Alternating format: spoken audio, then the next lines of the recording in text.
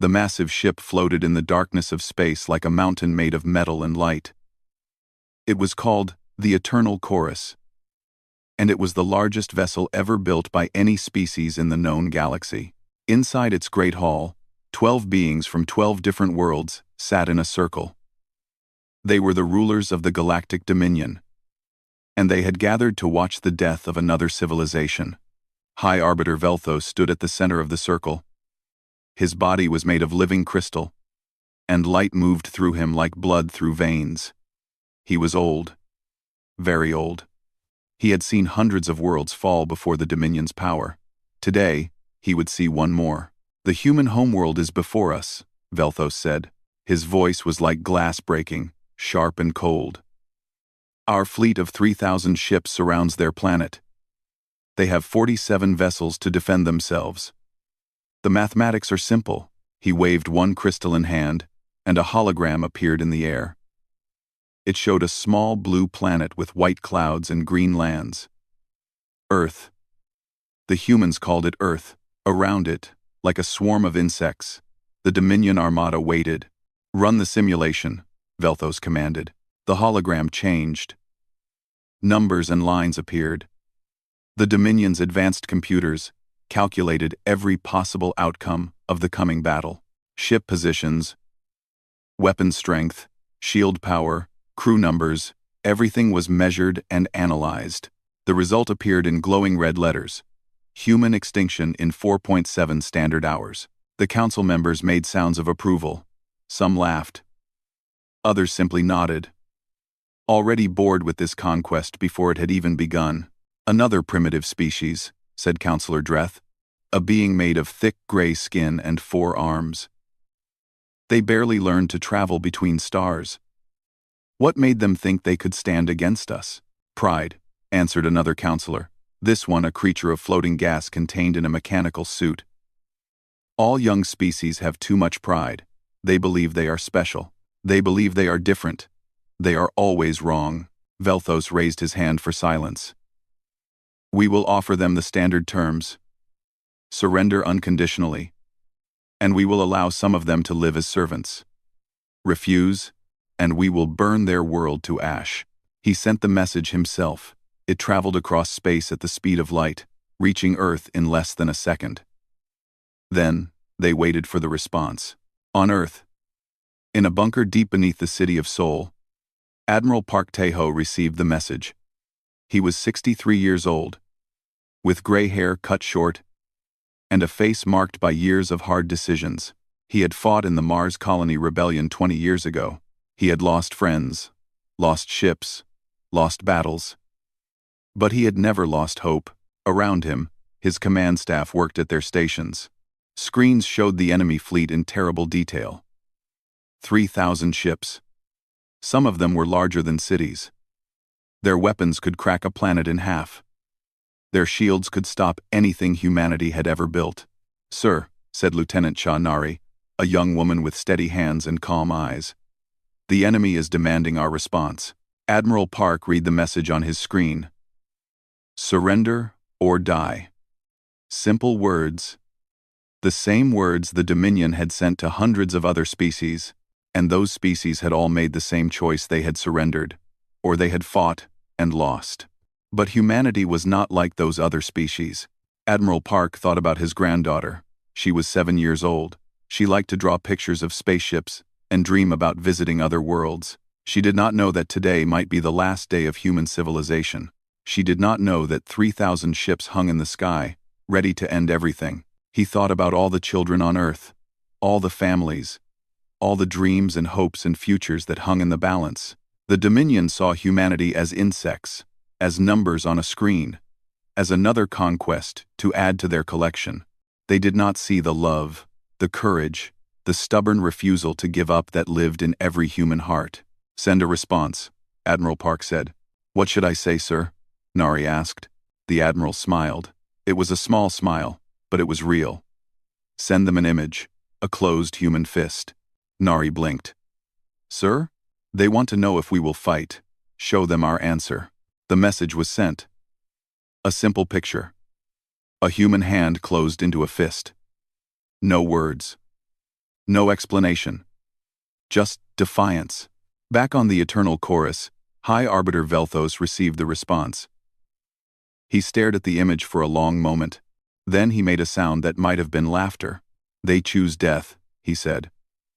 So be it. Begin the attack in 1 hour. Let them spend their final moments in fear. The other counselors began to leave, already thinking about their next conquest. But one remained seated. Counselor Mirath was the oldest being in the room. His species had joined the Dominion 10,000 years ago. He had seen more wars than anyone could count. And right now, something was bothering him. Velthos, he said, his voice like dry leaves in the wind. Wait, the High Arbiter turned. What is it? Mirath pointed one thin finger at the hologram of Earth. Look at them. Look at the humans.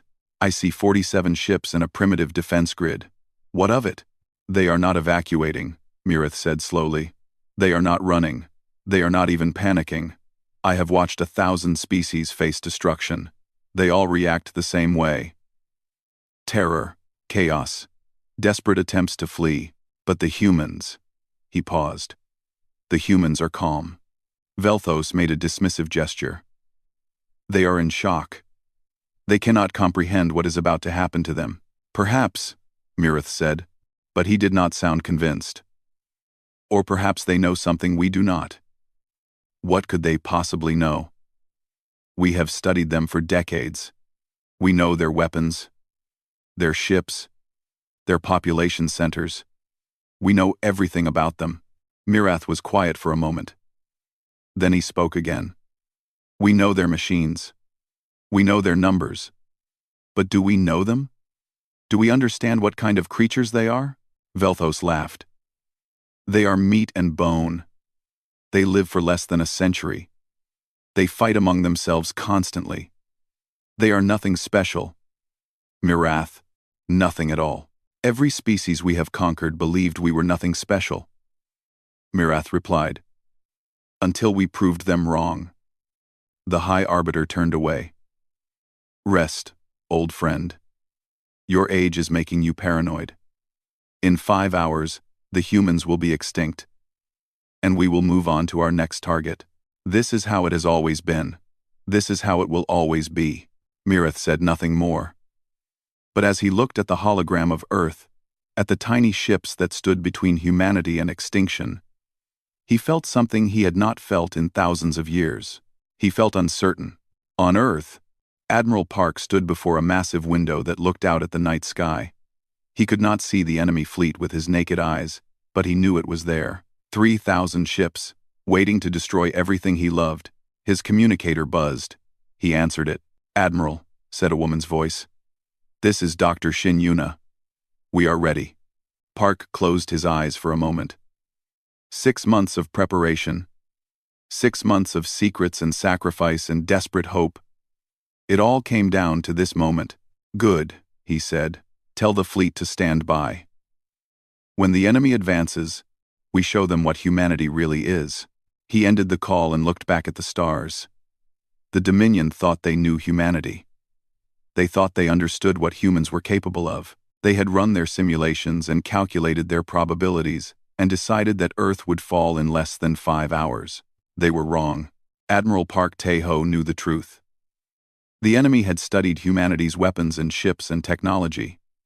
But they had failed to study the one thing that mattered most. They had failed to study the human spirit, and that mistake was going to cost them everything.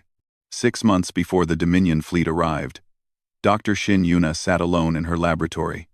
It was 3 in the morning, and the building was empty except for her. She had been working for 72 hours without sleep. Her eyes were red, her hands were shaking, and her coffee had gone cold hours ago. But she could not stop. Not now. Not when she was so close. The screens in front of her showed data that no human had ever seen before. Captured Dominion technology. Shield generators from a crashed alien probe. For 2 years, scientists around the world had tried to understand how the alien shields worked. They had failed. The technology was too advanced, too different from anything humans had ever built. But Yuna had found something. A pattern. A weakness. She ran the simulation one more time. The numbers appeared on her screen, and she felt her heart stop for a moment. Then it started beating again, faster than before. "Oh my God," she whispered to the empty room. "Oh my God, I found it." The Dominion shields were not perfect.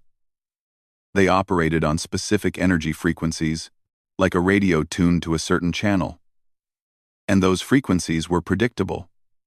If you knew the pattern, you could create a counter-frequency, a signal that would not just disable the shields, but turn them against themselves.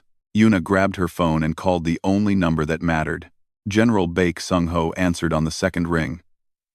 He was 60 years old, the head of Earth's United Defense Initiative, and he had not slept well in months. The Dominion had been watching Earth for decades. Everyone knew they would attack eventually. The only question was when. "Dr. Shin," he said, "it is very late." "What is it?" "General, I need you to come to my lab. Right now. I found something." "Can it wait until morning?" "No, sir. It cannot wait another minute." General Baek arrived 1 hour later. He looked at Yuna's data. He looked at her simulations. He listened as she explained what she had discovered. And when she was finished, he sat in silence for a long time. "You are telling me," he said slowly, "that we can destroy their shields." "Not just destroy them," Yuna replied. "We can make their shields work against them. The energy that protects their ships will become the energy that tears them apart. Every ship will become its own worst enemy." The general stood up. He walked to the window and looked out at the dark sky. Somewhere up there, alien eyes were watching, waiting, planning humanity's extinction. "How long will it take to build weapons based on your discovery?" he asked. 6 months, minimum. We will need resources from every nation on Earth. Total cooperation, total secrecy. 6 months. General Beck turned to face her. "The latest intelligence suggests the Dominion will attack within 1 year. That gives us very little room for error." "I know," Yuna said. "But this is our only chance. We cannot win a normal war against them. Their ships are too many. Their technology too advanced. But if we can take away their shields, even for a few minutes, we can hurt them. We can make them bleed." General Baek nodded. "Then we have work to do." The next morning, the general called a secret meeting. Leaders from every major nation attended, either in person or through secure video channels. He told them what Dr. Shin had discovered. He told them what needed to be done. "This must remain absolutely secret," he said. "If the Dominion learns what we are planning, they will attack immediately. We will not get a second chance." The leaders agreed. For the first time in human history, every nation worked together with complete unity. Scientists from America worked with engineers from China. Soldiers from Russia trained alongside soldiers from Japan. Old enemies became new allies because they all understood the truth. If humanity did not stand together, humanity would fall apart. Lieutenant Commander Ohana was put in charge of developing the battle strategy. She was only 34 years old, but she had a mind that saw patterns where others saw chaos. She spent weeks studying every war humanity had ever fought. She read about ancient battles and modern conflicts. She learned from victory and defeat alike. And then, she created something new. She called it the doctrine of seconds. "Traditional warfare is about attrition," she explained to her team. "You wear down your enemy over time. You fight for days, weeks, months, until one side cannot continue. But we do not have that luxury. We are outnumbered 60-1. If we fight a long war, we will lose." She pulled up a hologram showing her battle plan. "So we will not fight a long war. We will fight a short one. The shortest war in history. Our goal is not to survive for hours or days. Our goal is to end the battle in minutes." "How is that possible?" asked Captain Yoon Jin-ae, a ship commander who had been assigned to the project. "Speed, surprise, and total commitment." Hana replied. "We will not wait for them to attack. We will not defend and retreat. The moment the battle begins, we will hit them with everything we have. All at once." before they can react. We will use Dr. Shin's technology to collapse their shields, and then we will destroy as many ships as possible in the chaos that follows. And if the plan fails? Hana looked at her with steady eyes. Then we die. But we die fighting. And we make them remember us forever. The months passed quickly. In factories around the world, workers built the weapons that would carry humanity's hope, small pods, no larger than a car, each containing a frequency generator designed by Dr. Shin Yuna. They did not look impressive. They did not look like weapons at all. But they carried the power to change everything. 47 ships were modified to carry these pods. They were not the newest ships in humanity's fleet. They were not the largest or the most powerful, but they were crewed by volunteers who knew what was coming. Men and women who understood that they might not survive, but chose to fight anyway. Weapons Officer Kang Dae-won was one of those volunteers. He was 28 years old, with a wife and a young son back home in Busan. When he told his wife he had volunteered for a secret mission, she cried. But she did not ask him to stay. "Do what you need to do," she said. "Save our son's future." He carried her words with him every day as he trained. As he learned every detail of the frequency weapons. As he practiced the timing that would need to be perfect. Down to the millisecond. Sergeant Major Lee Woo-jin led the ground forces. If the space battle succeeded, his soldiers would board the crippled enemy ships. They would face aliens in close combat, something no human had ever done before. "We do not know what they look like up close," he told his soldiers during training. "We do not know how they fight. But we know one thing. They have never faced humans in combat. They have conquered species who surrendered or ran away. They have never met anyone who ran toward them." His soldiers trained for hours every day. They practiced fighting in zero gravity. They practiced breaching airlocks and clearing corridors. They learned to shoot and move and work together as one unit. And slowly, they became something more than soldiers. They became brothers and sisters, united by a common purpose. Medic Corporal Han Bora was assigned to the ground forces. She was 25 years old, with gentle hands and a fierce heart. Her job was to keep soldiers alive, both human and alien. "Why would we help wounded enemies?" one soldier asked her during training. "Because that is what makes us human," she replied.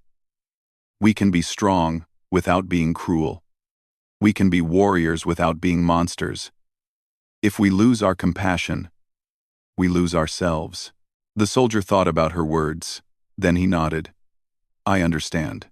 When the 6 months ended, everything was ready. The weapons were built. The soldiers were trained. The plan was set. And then the Dominion arrived. 3,000 ships, appearing in Earth's sky like a storm of metal and fire. The message came demanding surrender. In his command bunker, Admiral Park Tae-ho received word that all preparations were complete. He thought about the thousands of people who had worked to make this moment possible. The scientists and soldiers and engineers and ordinary citizens who had given everything for this chance.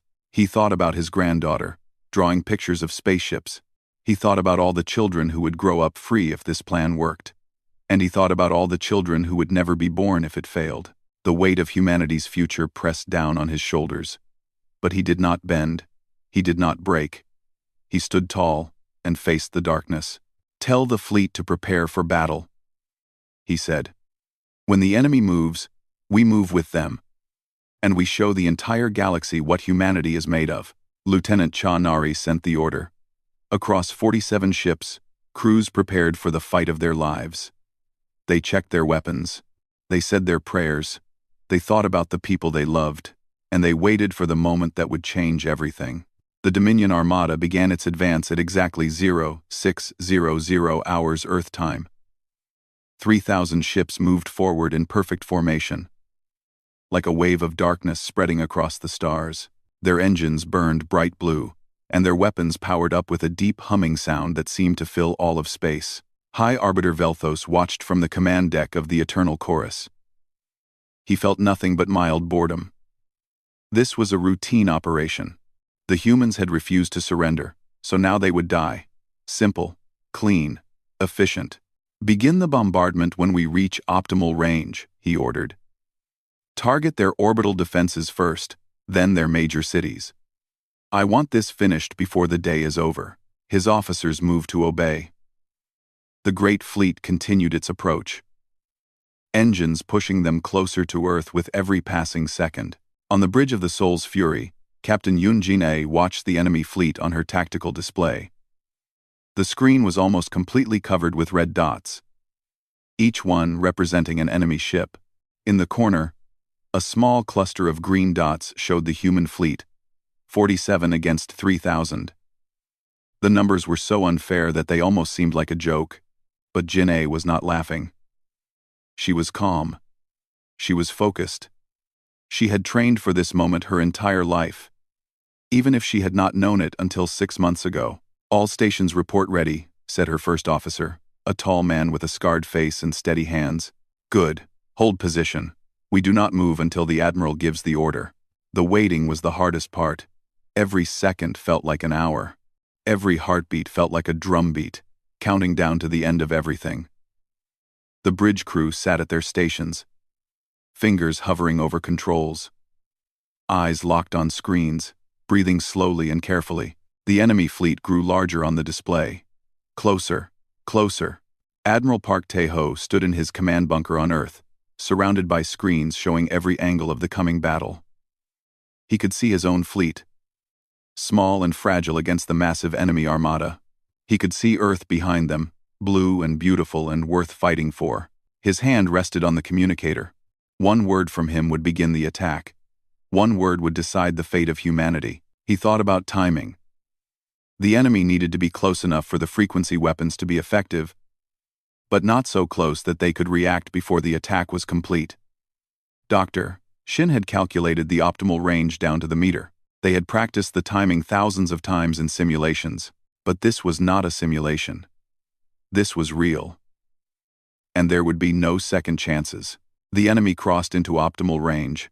Admiral Park pressed the communicator. His voice was calm and clear when he spoke, carrying across millions of kilometers to every human ship. Initiate Protocol Sunrise. On every ship in the human fleet, crews sprang into action. They had practiced this moment until they could do it in their sleep. Now they did it for real, their hands moving with perfect precision. Captain Yoon Jin-ae's voice rang out across her bridge. Launch all pods. Now.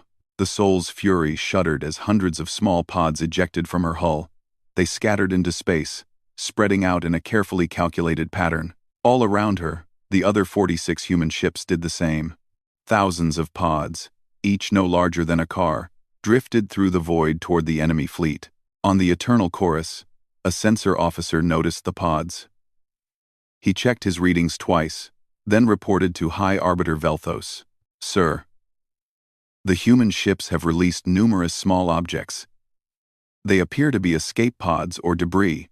Velthos barely looked at the report. Ignore them. They are probably trying to evacuate their crews before we destroy them. Continue the advance. Yes, sir. The pods drifted closer to the Dominion fleet. They were ignored by the enemy sensors, classified as harmless debris.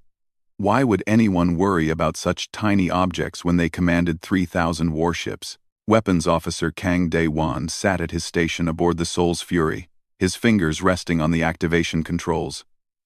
A countdown appeared on his screen. 10 seconds. 9. 8. He thought about his wife, his son. The life they would have if he succeeded today. The future that depended on what happened in the next few moments. 7. 6. 5. He thought about Dr. Shin Yuna, working alone in her lab at 3 in the morning, finding the key that could unlock humanity's survival. He thought about all the people who had worked so hard to reach this moment. 4. 3. 2. He took a deep breath. 1. Activating frequency weapons, he said, and pressed the button. Across the void, thousands of pods came alive at exactly the same moment. They emitted pulses of energy, carefully tuned to the exact frequencies that Dr. Shin had discovered.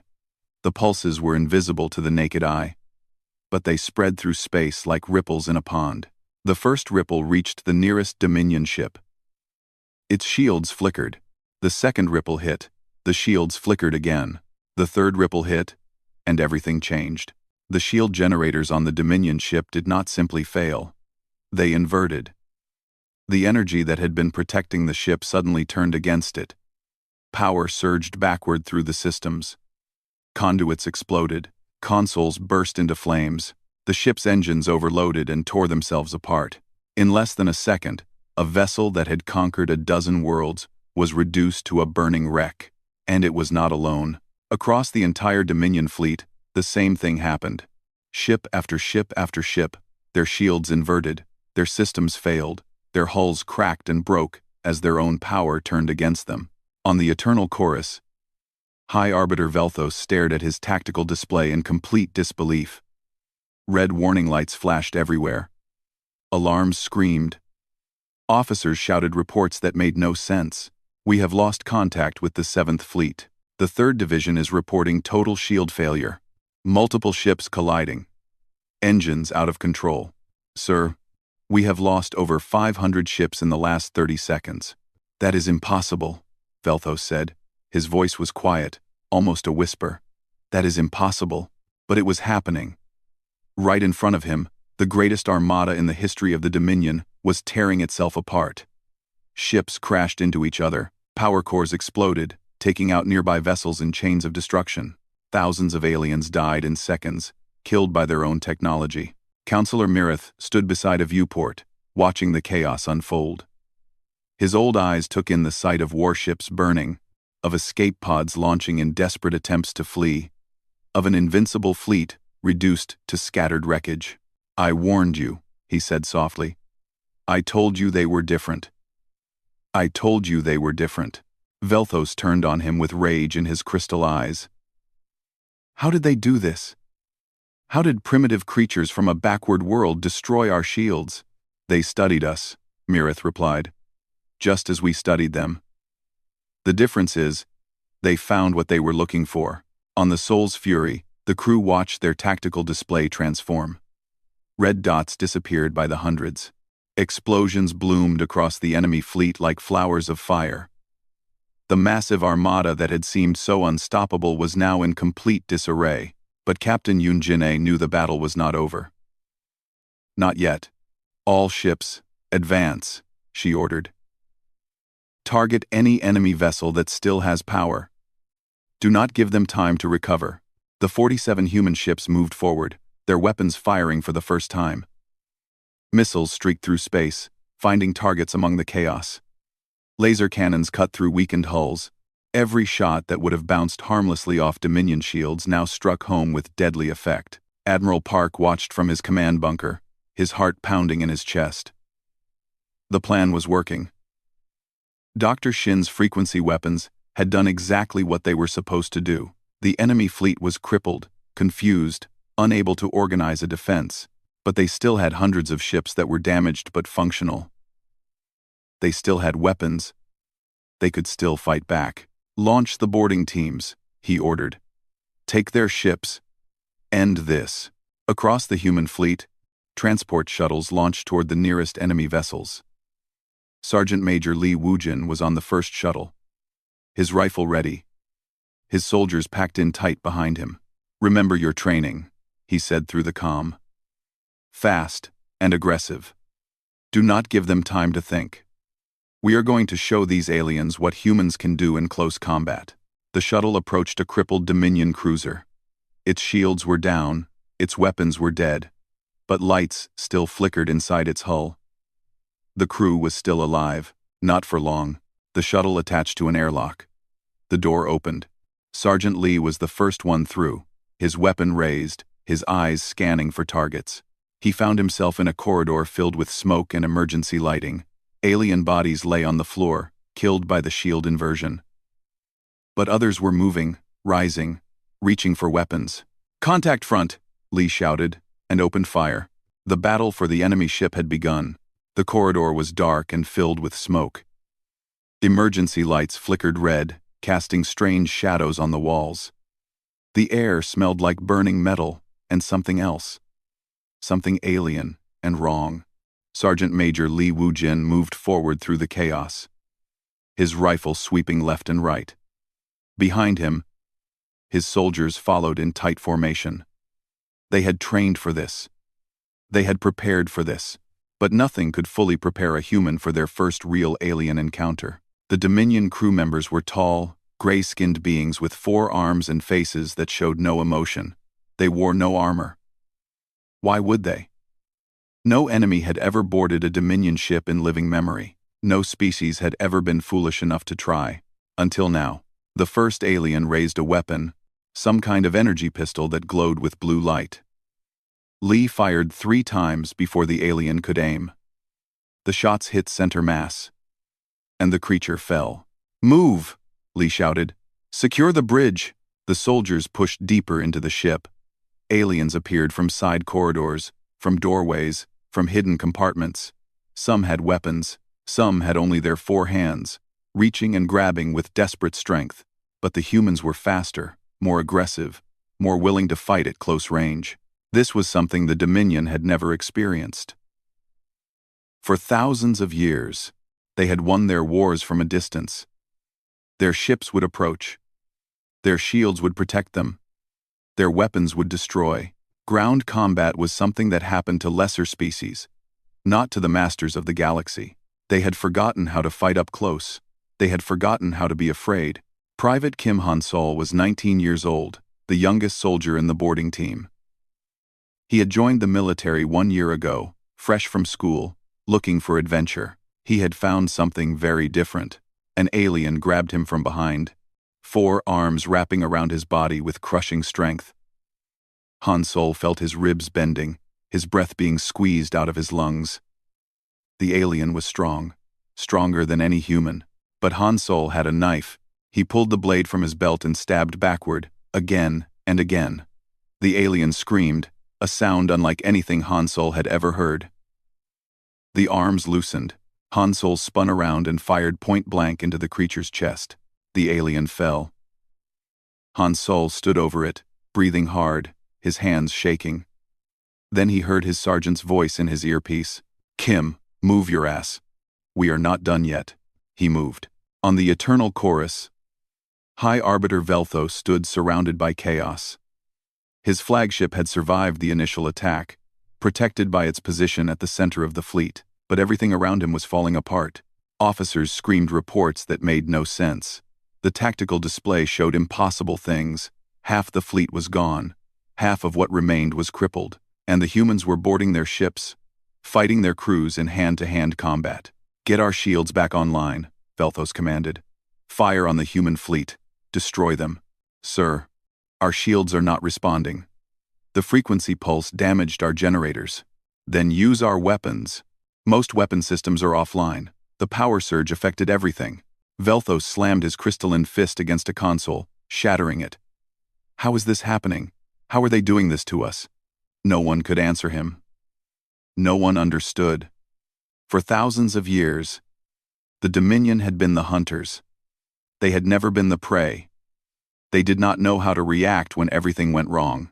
Counselor Mirath approached the High Arbiter carefully. "Velthos, we must retreat.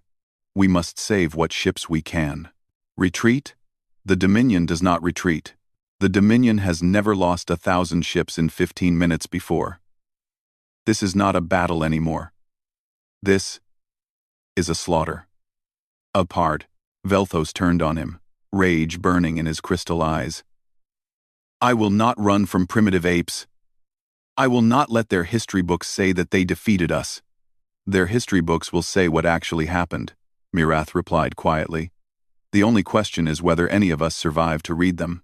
On the Soul's Fury, Captain Yoon Jin-A directed her ship through the chaos of the battle. Enemy vessels drifted around her. Some burning, some dark and dead, some still fighting with whatever weapons they had left. "Enemy cruiser at bearing 4-7, her weapons officer reported. "It is powering up its main cannon. All batteries focus fire on that ship. Do not let it shoot." The Soul's Fury turned, bringing its weapons to bear. Missiles and laser fire hammered into the enemy cruiser. The alien ship tried to raise its shields, but the generators were damaged. The weapons found their mark. The cruiser exploded. Another red dot disappeared from the tactical display. Janae allowed herself a small smile. They were winning. Actually winning. Against an enemy that had conquered hundreds of worlds. Status report, she said. Enemy fleet reduced to approximately 40% combat effectiveness. We have lost 4 ships, 8 damaged but still fighting. 4 ships. 4 human crews who would never go home. Janae felt the weight of those losses in her heart, but she could not think about them now. The battle was not over. Continue the attack. Press the advantage. Across the battlefield, Medic Corporal Han Bora moved through a captured enemy ship, searching for wounded. She had already treated several human soldiers, patching up injuries and sending them back into the fight. But now, she found something else. An alien lay against a wall, clutching a wound in its side. Gray blood seeped between its fingers. Its forearms twitched weakly, and its eyes, large and dark, stared up at Bora with something like surprise. She knelt beside it. The alien flinched away, expecting violence. "I am not going to hurt you," Bora said. Even though she knew the creature probably could not understand her words. "Let me help." She opened her medical kit and went to work. The alien watched her with those dark eyes, confused and afraid. This was not what it expected. This was not what any Dominion soldier expected from a conquered species. Bora did not know if her human medicine would work on an alien body. She did not know if she was helping or hurting. But she tried. She cleaned the wound. She applied bandages. She did everything she could. When she finished, the alien was still alive, still breathing, still staring at her with that confused expression. "You will be okay," she said. "We will take care of you." One of her fellow soldiers appeared behind her. "Corporal, what are you doing?" "That thing is the enemy." "That thing is a patient," Bora replied firmly. "We are humans. We help the wounded, all of them." The soldier was quiet for a moment. Then he nodded. "Yes, ma'am." On Earth, Admiral Park watched the battle unfold on his screens. The impossible was happening. The unthinkable was happening. Humanity was winning. "Sir," said Lieutenant Chaunari, her voice trembling slightly. "Enemy fleet is now at 12% combat effectiveness. We have destroyed or disabled over 2,600 ships." Park looked at the clock on the wall. 14 minutes. 14 minutes since the first shot was fired. 14 minutes since humanity faced extinction. "Continue the operation," he said. "Do not let up until every enemy ship is neutralized or surrendered." He thought about High Arbiter Velthos, somewhere out there in the chaos. The alien who had predicted humanity's death in 4.7 hours. The alien who had laughed at Earth's defiance. Was he laughing now? On the Eternal Chorus, Velthos was not laughing. He was watching his empire crumble around him. The flagship's shields finally came back online, weak and unstable. The weapons powered up, ready to fire. But at what? The human ships were mixed in with the surviving Dominion vessels. Any shot might hit friend or foe. "Sir, multiple human ships approaching our position. They are launching boarding pods." Velthos looked at the display. Small craft were racing toward his flagship, carrying human soldiers who wanted to take his ship. To take him. "Seal all airlocks. Prepare the crew for combat." "Seal all airlocks." "Sir, most of our crew has never fought in close combat. They do not know how. Then they will learn, or they will die." The boarding pods hit the hull of the Eternal Chorus. Doors blew open. Soldiers poured through. Weapons firing. Sergeant Major Li Wu-jin led the assault on the enemy flagship. This was the big prize. The command ship. The vessel where the enemy leaders were hiding. "Push forward," he shouted. "We take this ship, and we end this war." The aliens fought back harder here. They were better trained, better equipped, but they were still no match for soldiers who had spent 6 months preparing for exactly this moment. Li lost 3 men taking the first corridor. He lost 2 more at a choke point that the aliens defended with desperate fury. But he kept pushing, kept fighting, kept moving toward the bridge. 20 minutes after the battle began, Sergeant Major Li Wujin kicked open the door to the bridge of the Eternal Chorus. High Arbiter Velthos stood at the center, surrounded by his officers. They had weapons, but they did not fire. They knew it was over. Li aimed his rifle at the crystalline alien who had sentenced humanity to death. "Surrender," he said. "Now." Velthos looked at him. For a long moment, neither of them moved. Then the High Arbiter spoke. "How?" he asked. "How did you do this?" Li smiled. It was not a kind smile. "We are human," he said. "That is how." 23 minutes after the first shot was fired, the battle ended. The silence that followed was almost harder to believe than the fighting itself. Where 3,000 warships had filled the void, now only wreckage drifted. Broken hulls, scattered debris, the frozen bodies of aliens who had thought themselves invincible. 89 Dominion vessels remained functional. All of them had surrendered. Their shields were down, their weapons were cold, and their crews waited in terrified silence for whatever came next. On Earth, people emerged from shelters and bunkers. They looked up at the sky, expecting to see fire and death falling toward them. Instead, they saw victory. Admiral Park Tae-ho sat alone in his command bunker for a moment. The screens around him showed scenes of celebration from around the world. Cities erupted with cheers. Strangers hugged each other in the streets. Children who had been told to hide were now laughing and playing in the sunlight. His communicator buzzed. He answered it. "Admiral," said Sergeant Major Li's voice. "We have secured the enemy flagship. High Arbiter Velthos is in custody. Awaiting your orders." Park closed his eyes. For 6 months, he had carried the weight of humanity's survival on his shoulders. Every decision, every plan, every sleepless night, wondering if he had made the right choice. Now it was over. They had won. "Bring him to Earth," Park said. "We have much to discuss." 3 hours later, High Arbiter Velthos stood in chains in a conference room in Seoul. The chains were made from melted-down Dominion alloy, taken from captured ships. A small symbol of what had happened. The once proud alien leader looked broken. His crystal body had lost its shine. His eyes, which had once burned with arrogance, were now dull and confused. He could not understand what had happened to him. He could not accept that the masters of the galaxy had been defeated by creatures they considered insects. Admiral Park sat across from him. Between them was a simple wooden table. No screens. No displays. Just two beings talking. "Your simulation said 4.7 hours, Park said. "You were wrong." Velthos did not respond. 23 minutes, Park continued. "That is how long it took us to destroy your fleet. Not hours. Minutes." "How?" Velthos finally spoke, his voice like cracking ice. "How did you do it? Our technology is thousands of years more advanced than yours. Our fleet was the most powerful in the galaxy. It should have been impossible. Nothing is impossible if you understand your enemy better than they understand themselves." Park leaned forward. "You studied us for decades.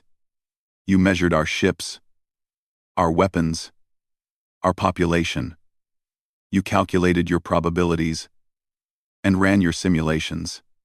But you made one mistake. You treated us like numbers on a screen. You never tried to understand what we are." "What are you?" Velthos asked. "We are survivors. We are fighters. We are the species that climbed out of caves and reached for the stars. We do not accept defeat. We do not give up. When you told us to surrender or die, you thought you were offering us a choice. You were wrong. You were offering us motivation." The door opened, and Dr. Shin Yuna entered the room. She looked tired. She had not slept since the battle began. But there was a light in her eyes that exhaustion could not dim. "High Arbiter," she said, taking a seat beside Admiral Park. "I am the scientist who discovered how to defeat your shields. I wanted to meet you." Velthos stared at her. "You? A single person did this? I found the weakness. Thousands of others built the weapons. Millions more kept the secret. And billions believed that we could win even when all the evidence said we could not." Yuna shook her head. You thought humanity was primitive because we had not conquered other worlds. You did not understand that we never wanted to conquer. We wanted to explore, to learn, to grow. Conquest is your way, not ours. If you are not conquerors, then what will you do with us? With our people? Admiral Park answered. We will let you go. All of you. The surviving ships, the captured crews, even you. Velthos looked shocked. What? We are not like you. We do not want slaves. We do not want subjects. We want neighbors, partners, friends. Park stood and walked to the window. Outside, the sun was setting over Seoul. The sky was painted in shades of orange and gold. The galaxy is vast. There is room enough for all of us. We will share our technology with you. The frequency weapons, the shield counters. Everything. We will give it freely. With no conditions. Why would you do that? Because that is who we are. We learn from our enemies, and then we forgive them. We fight to end wars, not to start them. Park turned back to face Velthos. But understand this. If you attack us again, if any species attacks us again, we will respond. And next time, there will be no survivors, no prisoners, no mercy. We gave you one chance. You will not get another. The warning hung in the air, like thunder after lightning. Velthos saw no mercy in the human admiral's eyes. Only certainty. On one of the captured Dominion ships, Counselor Mireth sat in a holding cell. The door opened, and Captain Yoon Jin-ae entered. She had cleaned the dirt of battle from her face, but she still wore her combat uniform.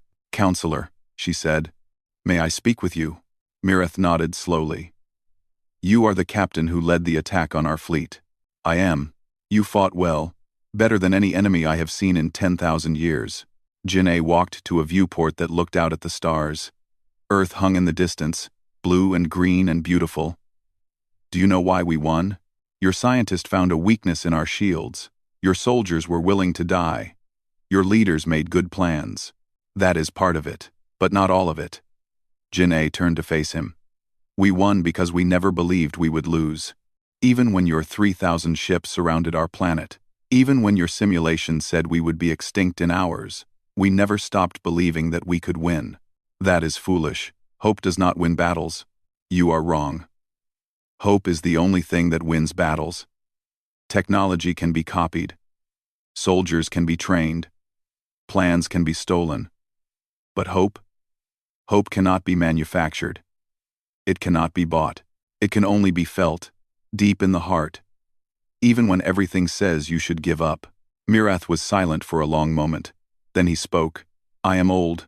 I have seen many things. I thought I understood the universe. But today, I learned that I understood nothing. Then learn, Jin-ae said. Start over. Build something new. Your dominion conquered and destroyed for thousands of years. Maybe it is time to try something different. 1 week later, a message was broadcast across the galaxy. It was sent on every frequency, in every language that humanity could translate. It reached thousands of worlds, species who lived in fear of the Dominion, species who had been conquered, species who had been hiding. Dr. Shin Yuna recorded the message herself. This is Earth. 1 week ago, the Galactic Dominion sent 3,000 ships to destroy our world. They predicted our defeat in hours. They were wrong. We won in 23 minutes. The Dominion fleet is destroyed. High Arbiter Velthos has been captured and released. The war is over. She paused, choosing her next words carefully. We send this message not as a warning, but as an invitation. Humanity does not seek conquest. We do not want slaves or subjects. We want friends. We want to trade, to learn, to explore the galaxy together. Any species who wishes to meet us in peace is welcome. Any species who attacks us will face the same fate as the Dominion. We are humanity. We came from a small blue world on the edge of the galaxy. We were told we were primitive. We were told we were weak. We were told we would die. We proved them wrong, and we will prove wrong anyone else who underestimates the human spirit. The stars are calling. Let us answer them together. The message ended. Across the galaxy, billions of beings heard it. Some felt hope for the first time in generations. Some felt fear. Some felt curiosity about this strange species that had done the impossible. On Earth, Admiral Park Tae-ho finally went home. His granddaughter ran to meet him at the door, throwing her arms around his waist. "Grandpa, I saw the battle on the screens. We won." He picked her up, holding her tight. "Yes, we did. Were you scared?" Park thought about the question. He thought about the enemy fleet. 3,000 strong. He thought about the 4.7 hours of predicted death. He thought about all the moments when everything could have gone wrong. "Yes," he said honestly, "I was scared, but you did it anyway. That is what being brave means. Being scared and doing it anyway." His granddaughter smiled. "When I grow up, I want to be brave like you." Park looked out the window at the night sky. Somewhere up there, the first human ships were already preparing to explore beyond Earth's solar system. The galaxy was waiting, and humanity was ready to meet it. "You will be," he told his granddaughter. "You will be braver than any of us. Because you will grow up in a galaxy that knows what humanity can do. You will never have to prove yourself the way we did." She snuggled against his shoulder, already half asleep. "The stars are pretty tonight," she murmured. Admiral Park Tae-ho looked at the stars. For the first time in years, they did not seem threatening. They seemed like a promise. "Yes," he said quietly. "They are." The story of humanity's first galactic war was over. But the story of humanity's future was just beginning. And whatever challenges lay ahead, whatever enemies waited in the darkness between stars, one thing was certain: humanity would face them together. Humanity would adapt, and learn, and fight if necessary. And humanity would never, ever give up. Because that was what it meant to be human. That was what it had always meant.